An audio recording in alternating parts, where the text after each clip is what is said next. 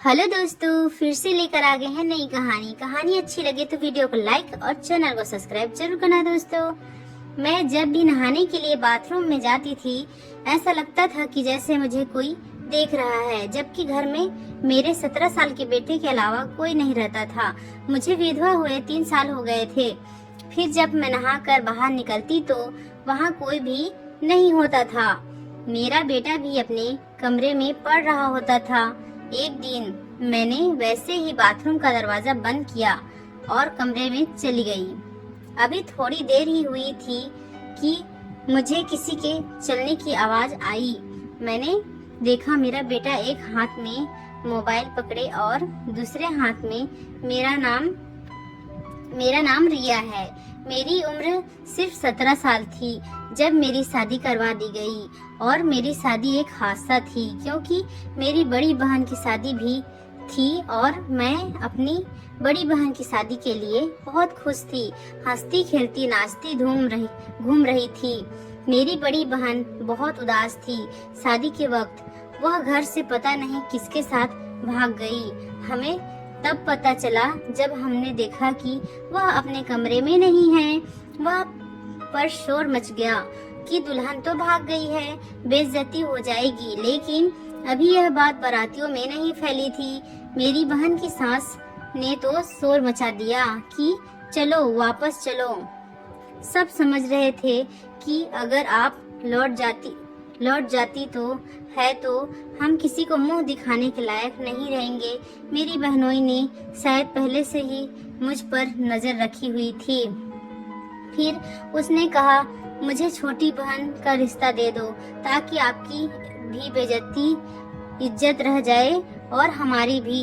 इसके बाद लोग जो भी बातें बनाएंगे, कम से कम आपकी बेटी की शादी मुझसे तो हो जाएगी। मेरी बड़ी बहन पता नहीं क्या सोचकर घर से भागी थी, लेकिन उसने सबको बहुत बड़े परेशानी में डाल दिया था। मेरा बहनोई शायद मुझे पसंद करता था, इसलिए उसने तुरंत यह बात कर दी। उसकी माँ उसे रोक रही थी कि ऐसा मत करो, हमें ऐसे घर में रिश्ता बिल्कुल नहीं करना जिस घर के एक बेटी भाग गई हो। ना जाने किस तरह के लोग हैं, पता नहीं इन्होंने अपनी बेटियों को कैसी परवरिश दी है। लेकिन मेरे बहनोई ने कहा, उसे मुझसे ही शादी करना है। मेरी उम्र सिर्फ 17 साल की थी। मेरी शादी करवा दी गई और मेरा बहनोई, जो अब मेरा पति बन चुका था, मुझसे पूरे 12 साल बड़ा था। मेरी बड़ी बहन तो भाग गई, लेकिन उसने मेरी जान ले ली। ना जाने वह कहाँ थी, लेकिन मुझे ससुराल में बहुत बातें सुनने को मिली। मुझे ऐसा लगा कि जैसे मैं ही भाग कर आई हूँ। लेकिन अजीब बात यह थी कि मेरा पति मुझसे बहुत मोहब्बत करता था। वह मुझसे ऐसे रखता था जैसे उसने मुझसे मोहब्बत की, शादी की हो। मैं सारा दिन बुरी बुरी बातें सोचकर जब अपने पति के पास जाती तो मेरी सारी थकान दूर हो जाती। वो मुझसे हंसाने और मेरा बहुत ख्याल रखता। अगर मेरा पति भी मुझे बातें सुनाता तो शायद मैं अपनी जिंदगी ही खत्म कर लेती। शादी के पहले ही साल मैं माँ बन गई। डॉक्टर का कहना था कि बच्ची की उम्र कम है, इसलिए कुछ कहा नहीं सकते। मेरी पति ने कहा, यह बच्चा नहीं रखेंगे क्योंकि मैं अपनी बीवी की जान बचाना चाहता हूँ। लेकिन मेरी सास ने शोर मचा दिया और उसने कहा कि तुझे बच्चे से ज्यादा अपनी बीवी की पड़ी है। मेरी सास का कहना था कि अगर तूने इस तरह का कोई काम किया तो फिर तुम दोनों को इस घर से निकलना होगा, क्योंकि घर के उनके नाम था और मेरे घर में सिर्फ मेरी साथी ससुर जिंदा नहीं थे। मेरे पति एकलौता बच्चा था। मेरा पति बहुत परेशान रहता। मेरी तबीयत 9 महीने बहुत ज्यादा खराब रही। गंभीर वक्त पर जब मेरे पति से पूछा गया कि बीवी को बचाना है कि बच्चे को, तो उसने कहा मेरी बीवी को बचाएं। फिर मेरी सास ने कहा कि बच्चे को बचाएंगे, पर डॉक्टर का कहना था जो लड़की का पति कहेगा वही होगा और उसी के सिग्नेचर से भी होंगे। मेरे पति ने कहा कि बीवी को बचाएं, लेकिन मेरी जान भी बच गई और मेरा बेटा भी सही सलामत था। मैं घर आ गई। इसके बाद मेरे पति ने मेरा बहुत ख्याल रखा। 2 साल बाद मेरी सास की इस दुनिया से चली गई। घर मेरे पति के नाम हो गया। मेरा बेटा उस वक्त 3 साल का था। उसने बेटे का नाम मैंने मोहित रखा था। मेरी सास के जाने के बाद मैं और मेरे पति घर में बहुत ही खूबसूरत जिंदगी गुजार रहे थे, लेकिन ना जाने हमारी खुशियों को किसकी नजर लग गई और 4 साल बाद मेरा पति एक हादसे में चल बसे। यह मेरी जिंदगी का सबसे बड़ा दुख था। मेरी औलाद इस वक्त 7 साल का था। मैं बात बता नहीं सकती कि मैंने किस तरह इस दुख के साथ अपनी जिंदगी गुजारी। मैंने दोबारा कभी ना शादी करने का फैसला किया। मैं बहुत कम उम्र में विधवा हो चुकी थी। माँ बाप ने कहा कि तुम अपना बेटा हमें दे दो, हम इसके माँ बाप बनकर इसको पाल लेंगे, तुम दूसरी शादी कर लो। लेकिन मैंने अपने पति से वादा किया था कि मैं अपने बेटे को बहुत ख्याल रखूंगी और अब मैं अपने पति के अलावा किसी और के बारे में सोचना भी नहीं चाहती थी। मेरे लिए यह बेवफाई के जैसा था। मैं अपने पति की यादों में के साथ ही बेवफाई नहीं करना चाहती थी। वक्त गुजरने लगा। पहले मेरी माँ इस दुनिया से चल बसी और इसके बाद मेरे पिता भी। जिंदगी ने मुझे बहुत गम दिए, लेकिन किसी के पीछे कोई नहीं मरता। मेरे माँ बाप की जायदाद और घर भी मेरे हिस्से में आ गया।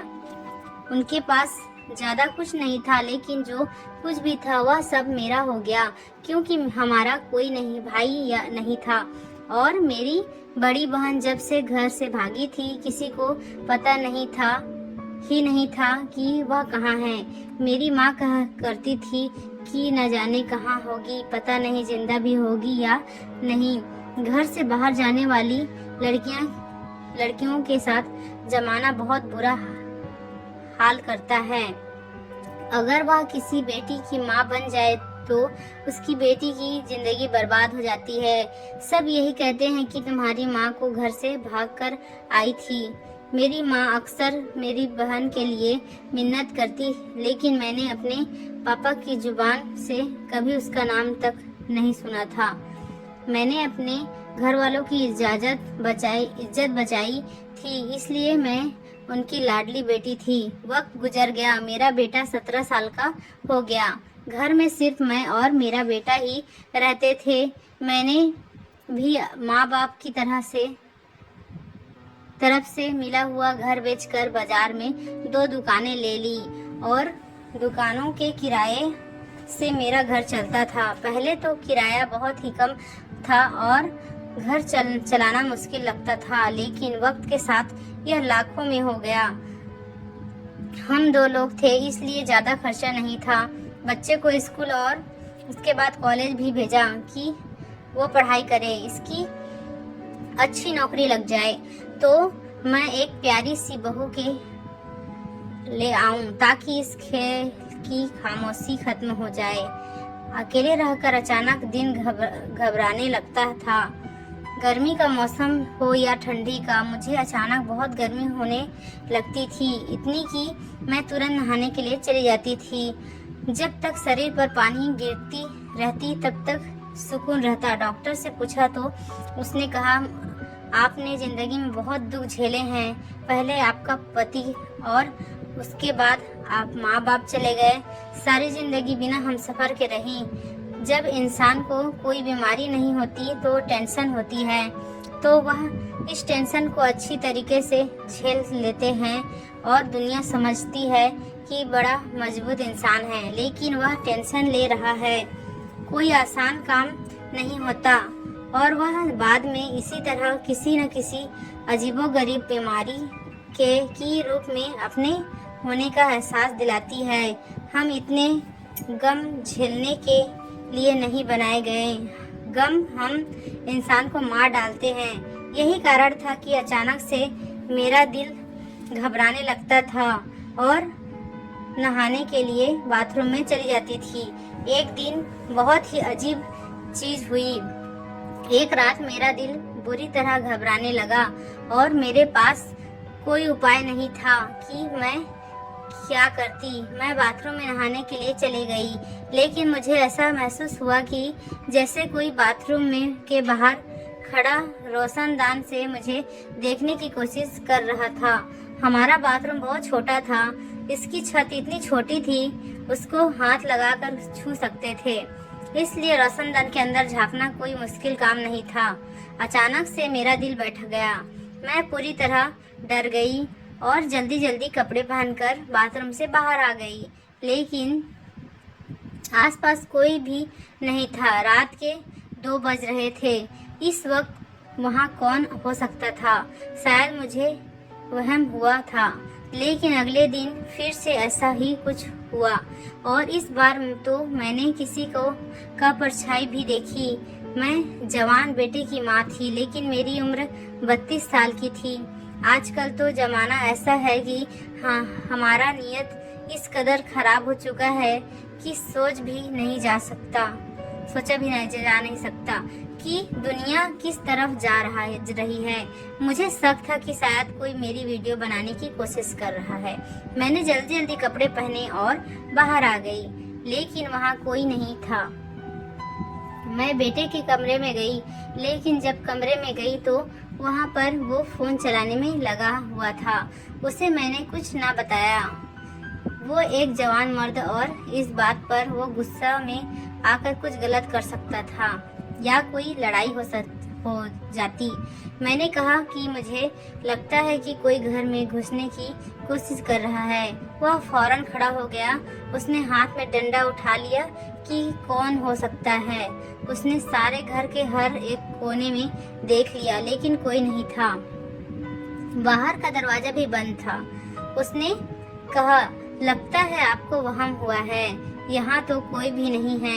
लेकिन मैं जानती थी कि मुझे वहम नहीं हुआ था।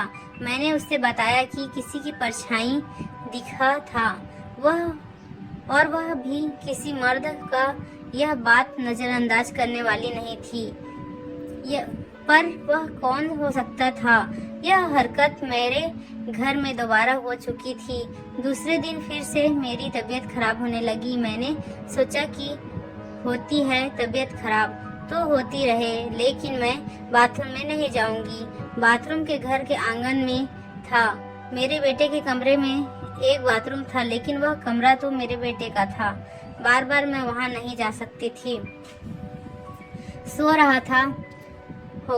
रहा होगा। मैं उसकी नींद खराब नहीं कर सकती थी। मेरी तबीयत बहुत खराब होने लगी। मैंने पहले आसपास अच्छे से सके लिया कि वहाँ कोई है तो नहीं। कोई भी नहीं था। बाहर का दरवाजा भी बंद था। मैं बाथरूम चली गई और नहाना शुरू कर दिया, लेकिन आज तो हद हो गई। आज मैंने केवल परछाई नहीं देखी, बल्कि उसकी कदमों की आवाज भी सुनी। मैं बहुत डर गई थी। मैंने तुरंत बाथरूम की लाइट ऑफ कर दी ताकि बाहर जो कोई भी हो खड़ा है वह मुझे ना देख सके। मैंने चिल्ला कर अपने बेटे को आवाज लगाना शुरू कर दी। मेरा बेटा जब बाहर आया तो मैंने उसे कहा, तुम जरूर नींद से जागे होगे, लेकिन मुझे लगता है कि घर में कोई है। वह नींद से जगा हुआ नहीं लग रहा था, वह पहले से ही जगा हुआ था। मैंने फिर से सारा घर देखा, लेकिन घर में कोई भी नहीं था। तो उसने मुझे बैठाया और कहा, आप सारा दिन परेशान रहती हैं, क्या सोचती रहती हैं, किस बात की टेंशन है आपको? मैंने कहा कि मुझे कोई वहम नहीं हो रहा। बेटे ने कहा कि घर में कोई नहीं है। मेरा बेटा इस बात पर यकीन नहीं कर रहा था। वह यह समझ रहा था कि मैं किसी टेंशन में हूँ, इसलिए मुझे इस तरह के वहम हो रहे हैं। अगले दिन मैंने सोच लिया कि मुझे क्या करना है। बाथरूम के सामने कुछ मिट्टी फेंकी और उस मिट्टी के ऊपर पानी फेंक दिया, इसलिए कि कोई वहाँ खड़ा हो तो उसके पैरों के निशान भी बन जाए। मैं रात को उठी और निर्मल नॉर्मल तरीके से चलती बाथरूम में आ गई। थोड़ी देर बाद मुझे किसी की चलने की आवाज आई। मैं नहा नहीं रही थी बल्कि चुपचाप खड़ी थी। मैंने अचानक से दरवाजा की कुंडी खोल दी। जो भी शख्स खड़ा है वह से भाग जाए, क्योंकि फिलहाल मुझे सिर्फ इतना जानना था कि यह मेरा वहम था या सच में कोई खड़ा था। मैं बाहर निकल कर आई, वहाँ पर कोई नहीं था।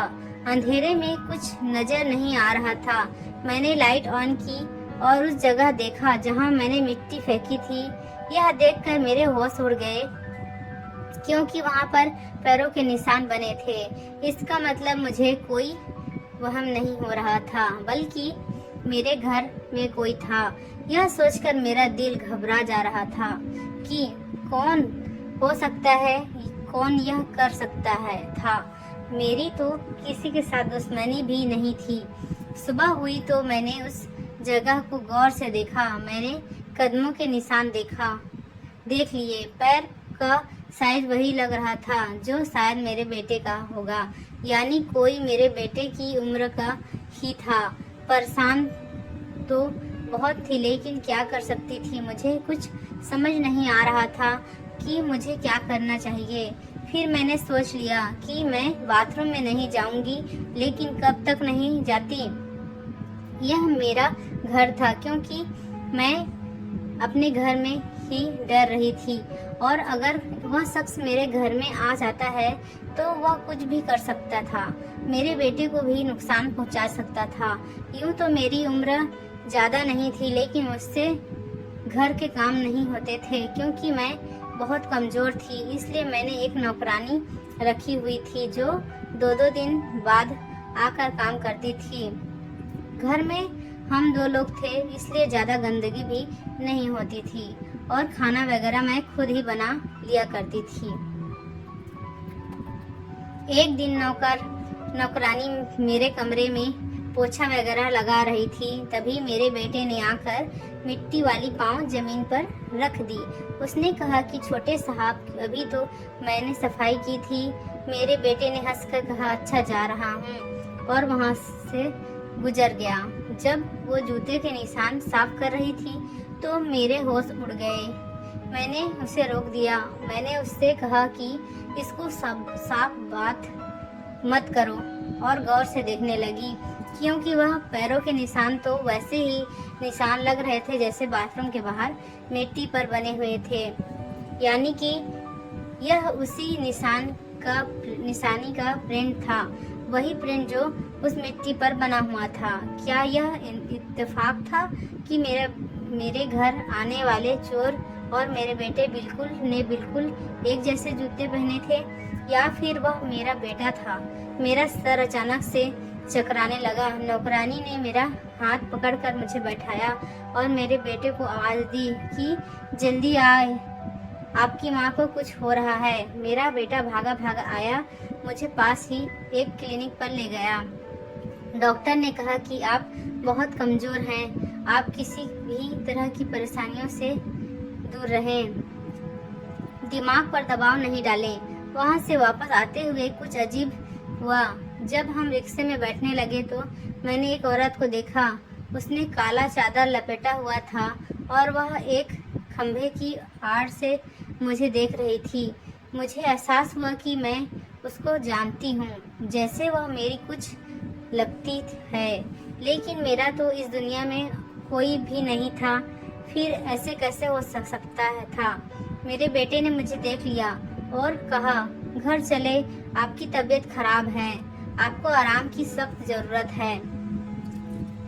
मेरा बेटा मेरी कितनी फिक्र करता था, इतनी घटिया हरकत कैसे कर सकता था?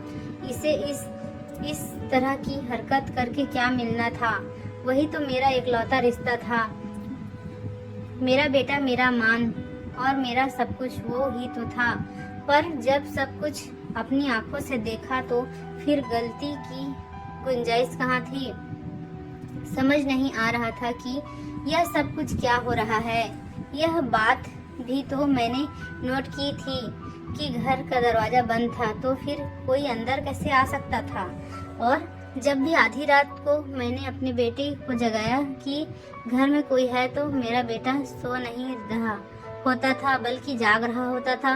और फिर उस मिट्टी पर बिल्कुल वैसे ही जूतों के निशान कैसे आ सकते थे जैसा जूता मेरा बेटा पहनता था।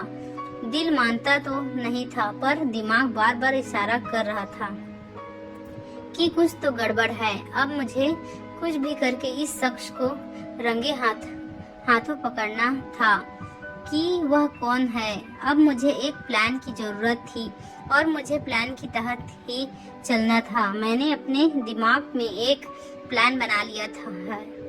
अपने बेटे से बात में पूछा कि तुम रात भर जागते क्यों रहते हो। उसने कहा, मैं पढ़ाई करता हूँ। मैंने कहा कि आज तुम्हारा कोई काम नहीं है ना? तो उसने कहा, आज कोई काम नहीं है, आज मैं सो जाऊंगा। मैंने कहा ठीक है। मुझे नींद कहाँ आ रही थी। मैंने थोड़ी देर बाद जाकर देखा मेरा बेटा सुकून से सो रहा था। मैं जल्दी जल्दी बाथरूम में तक गई और ऐसे इशारा दिया जैसे मैं बाथरूम में के अंदर चली गई हूँ। बाथरूम का दरवाजा, जूते और कपड़े भी मेरे बेटे जैसे भी थे। इसका मतलब कि वह मेरा बेटा ही था। उसके हाथ में फोन था और वो रोशनदान तक अपना हाथ ऊंचा करके वीडियो बनाने की कोशिश कर रहा था। वह अपने काम में बहुत मगन था। वैसे भी जब इंसान फोन में लगा होता है तो दुनिया के बारे में भूल ही जाता है। मैं फौरन उसकी तरफ बढ़ी और तुरंत उसे डंडे से मारा। वह शख्स वहीं पर गिर गया। मैंने फौरन चिल्लाया और फिर मैंने देखा कि मेरा बेटा अपने कमरे से भाग कर आया और आते ही पूछने लगा, क्या हुआ क्या हुआ। मैं बात बता नहीं पाई कि क्या हुआ, क्योंकि मुझे तो कुछ समझ ही नहीं आ रहा था। लेकिन मेरा बेटा समझ गया कि मेरी माँ ने किसी चोर को पकड़ लिया है जो घर में चोरी करने आया था। मेरे बेटे ने मेरे हाथ से डंडा पकड़ा और इस चोर को कॉलर से पकड़ कर लिया और उसे खरीदा हुआ बरामदे तक ले आया। लेकिन जब उसके चेहरे से कपड़ा हटाई तो मेरा दिल बैठ गया, क्योंकि वह कोई मर्द नहीं, एक औरत थी। और कौन थी, मैं अच्छी तरह जानना चाहती थी। वह मेरी बड़ी बहन थी, जो मेरे ही बेटे जैसे कपड़े पहनकर, उसी के जूते पहनकर मेरे घर में घुसी थी और मेरी गलत वीडियो बनाना चाहती थी। लेकिन मेरी बहन ऐसा क्यों करेगी? मैं अपनी बहन को इतने साल बाद देखकर कभी उदास न होती। मेरे दिल में जितने भी शिकवे थे मैं इसे माफ कर देती, लेकिन इस तरह देखकर मेरा दिल बुरी तरह तड़प उठा था। मैंने 15 साल बाद अपनी बड़ी बहन को देखा था, उस बहन को जिसको मैंने हमेशा से ही बहुत प्यार किया था। बचपन में इसके साथ खेलती थी, अपने दिल की बात किया करती थी। आज इसको एक गंदी हरकत करते हुए मैंने रंगे हाथों पकड़ा था। वह यह सब कुछ क्यों करना चाहती थी? मेरा बेटा इसको नहीं जानता था। इससे पहले कि मेरा बेटा इस पर हाथ उठा देता, मैंने अपने बेटे को रोका और कहा कि यह तुम्हारी मौसी है। वह हैरान रह गया। जिस औरत को उस दिन मैंने काली चादर में देखा, शायद वह मेरी बहन ही थी, जो उस दिन भी मुझ पर नजर रख रही थी। इसकी हालत बहुत बुरी थी। वह बहुत कमजोर लग रही थी, हालांकि वह मुझसे सिर्फ 4 साल बड़ी थी। मैंने उससे पूछा, तुम यहाँ पर क्या कर रही हो और तुमने अपना क्या हाल बना रखा है? ऐसे पूछा जैसे जो कुछ उसने किया उसके लिए मैंने पहले ही उसे माफ कर दिया हो। लेकिन वह ऐसे बोली जैसे मुझे खा जाएगी। वो कहने लगी, बस बड़ी आई मेरे हाल की फिक्र करने वाली। माँ पापा की नजरों में अच्छा बनने के लिए मेरी जगह पर बैठ गई। मेरे होने वाले पति से शादी कर ली, उसका घर भी ले लिया और माँ बाप की सारी जायदाद भी ले ली, अपने नाम करवा ली। मेरा होने वाला पति पहले से ही तुम पर मर मिटा था, ये तो मुझे पहले ही पता था, तभी तो तुम्हारे लिए दीवाना हो गया और मैं सब कुछ जानती हूँ, तुम अकेले ही सब कुछ खाना चाहती हो। मुझे तो दूध से मक्खी की तरह निकाल दिया तुमने। अगर मैं तुमसे यह सब कुछ मांगती तो तुम मुझे कभी भी ये सब ना देती। पापा ने तो पहले ही मुझे मेरे हिस्से से निकाल दिया था, लेकिन इसलिए मैंने सोचा चाहे मैं तुम्हें ब्लैकमेल करूंगी, पर यह करती तो कैसे करती? तुम्हारे पास तो वैसे भी कुछ नहीं था, लेकिन इज्जत तो थी। 17 साल की बेटे की माँ बन गई हो तो क्या हुआ? अभी भी तुम जवान औरत हो। तुम्हारी कोई वीडियो बनाकर और फिर तुम्हें ब्लैकमेल करके मुझे तुम्हें जलील करना था। मैं आराम से बैठने वाली नहीं हूँ, मुझे मेरा हिस्सा चाहिए। मेरी बहन पागल की तरह बोल रही थी। वह बिल्कुल भी ठीक नहीं लग रही थी। कभी बात करती, कभी हंसती, कभी रोना शुरू कर देती। मेरे उसे समझाने की कोशिश की, किस किस्म की बातें कर रही हो, क्या हो गया तुम्हें? लेकिन वह मेरी कोई बात नहीं समझ रही थी। उसने चीखना चिल्लाना शुरू कर दिया, अपने आप को तकलीफ पहुंचाने की कोशिश करने लगी। वह नॉर्मल नहीं थी, वह बेहोश हो गई। हमने उसे कमरे में रखा। उसकी हालत बहुत बुरी थी। ऐसा लगता था कि वह 2 महीनों से नहाई नहीं थी। शायद इसलिए उसने मेरे बेटे के जूते और कपड़े पहने थे, क्योंकि शायद उसके पास जूते नहीं होंगे। वह सुबह को उठी तभी भी हमारे काबू में नहीं आ रही थी। ना जाने खाना खा रही थी, ना कुछ और, ना तो मुझ पर हाथ भी उठाने लगी। हम उसको डॉक्टर के पास लेके गए। वह जाकर बहुत सी बातें पता चली। उसके पास जो फोन था वह भी चोरी का था। मेरी बहन दिमाग की मरीज बन चुकी थी। वह अपने बारे में कुछ अजीबोगरीब बातें बता रही थी। हमें भी कुछ भी समझ नहीं आ रही थी। उसके फोन में किसी औरत का नंबर था जिसको हमने कॉल की। हमने उसको बुलाया। वह हमसे मिलने आ रही है, क्योंकि वह भी मेरी बहन को ढूंढ रही थी। वो मेरी बहन के पति की बहन थी। लड़की हमसे मिलने हमारे घर आ गई और हम बहन को भी वापस घर ले आए। उसने बताया ये लड़की हमारे खानदान भी में भागकर आई, इसलिए सबने इसको बहुत बातें सुनाई। सास ने बहुत तंग किया। भगवान ने इसको बेटी दिया, लेकिन इसकी बेटी 2 हफ्ते बाद ही इस दुनिया से चली गई। इसके बाद इसकी हालत ऐसी हो गई, इसके पति ने दूसरी शादी कर ली। घर में पड़ी रहती थी, इसको कोई बुलाता नहीं था। एक मैं ही इसका ख्याल रखती हूँ, क्योंकि इसको बहुत गुस्सा आता था। इसी तरह साल गुजर गए। अपनी जिंदगी उसने ऐसे ही गुजारी है। पागल हो गई है और हमारे घर से भाग गई।